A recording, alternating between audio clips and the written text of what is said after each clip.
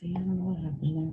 I'm probably didn't even pull it down long enough or something. See, and they'll ask you, or they'll say, you know, we're live, but I can't see them yet. Mhm.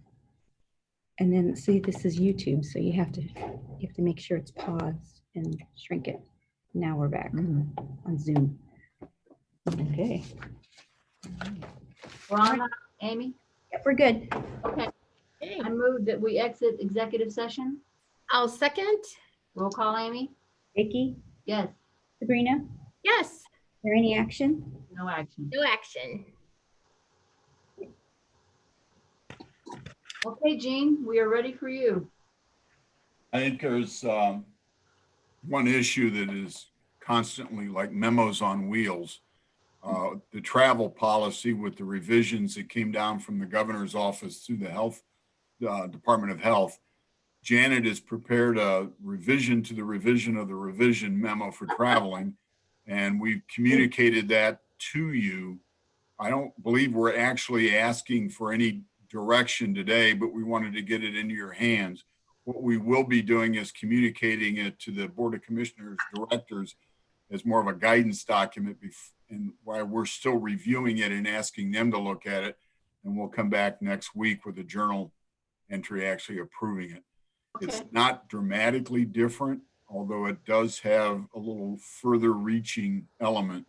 And this, you know, Janet can probably speak better than I can. She received the memos from, I believe, Judge Berger, and I forget who the second party was that did something similar. Yeah, yeah, yeah, both courts. I think Judge Pittman and Judge Berger. Yeah.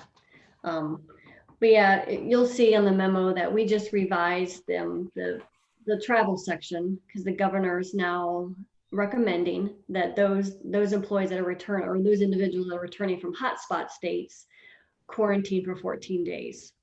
So we added that to the memo for those states that are 50% or higher positivity rate.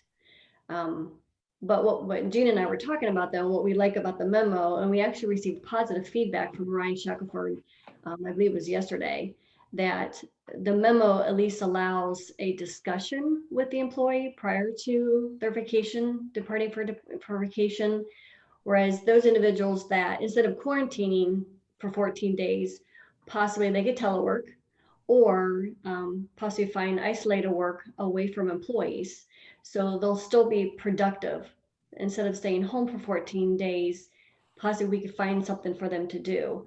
And if that wouldn't work, then we would look at, you know, can the employee use vacation leave or personal leave, comp time, or even agree to be placed on unpaid leave if they would not want to use their paid time. But I purposely left the way that memo was written so we could have this discussion with employees.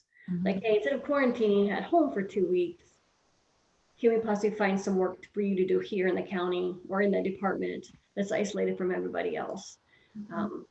So that's the biggest difference. And then, of course, with the facial coverings, now we have an order from the director of ODH saying that they are required or mandatory now in the state of Ohio.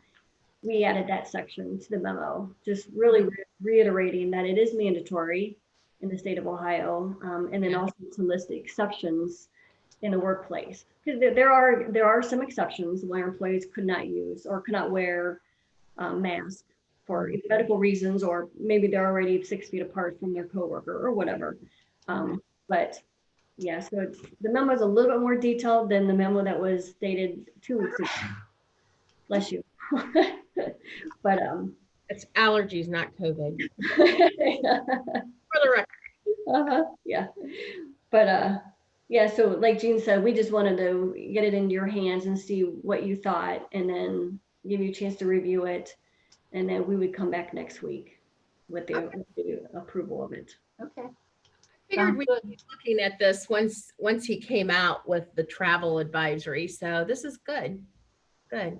It's always good to reiterate everything, because with the way things are and it changes so fast, it's always good to restate that. So, okay, thank you. Thank you so much.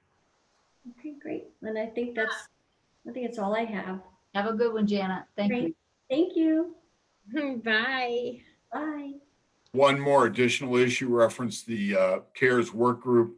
We will have a report prepared for next Thursday's meeting. Todd's put together some budget numbers and we're 2.6 million, if I remember right, of identified needs. Now, whether all those identified needs are 100% eligible, we're still working through that. And I'm sure you're aware that, I'm sorry, Did you say 2.6? 2.6, Oh, exactly. I thought we only had 1.8. We do. So we have, oh, wow. Because at one point in time, I know that we were concerned if we were going to have enough use for it. That's good. Exactly. That's a good thing. But right now, Senate Bill 4316, if I remember right, for the US Senate is providing some new things, one of which is also a good thing. They may extend the CARES use from December 30th into March 30th of 2021, which again gives us more time. There's a lot moving in this, a lot of moving parts, and we'll keep you abreast, but expect a more full report next week. Okay, thank you, Jane. Great. All right. Move that the Board of Commissioners approves the July 23, 2020 regular meeting minutes. Okay, I will second. Roll call, Amy? Vicky, Yes. Sabrina, Yes. Move that the Board of Commissioners accepts the donations to the Office of the Portage County Dog Warden. I will second. Roll call, Amy? Vicky, Yes. Sabrina, Yes. Move that the Board of Commissioners agree to authorize the full-time hire of Stephen Wolf as a regional wastewater superintendent, replacing the position previously held by Christopher McCarron for Portage County Water Resources. Anticipated start date is August 31, 2020. The Board of Commissioners agreed that this hire is contingent upon the applicant passing the required pre-employment testing. Okay, I will second. Roll call, Aim? Vicky, Yes.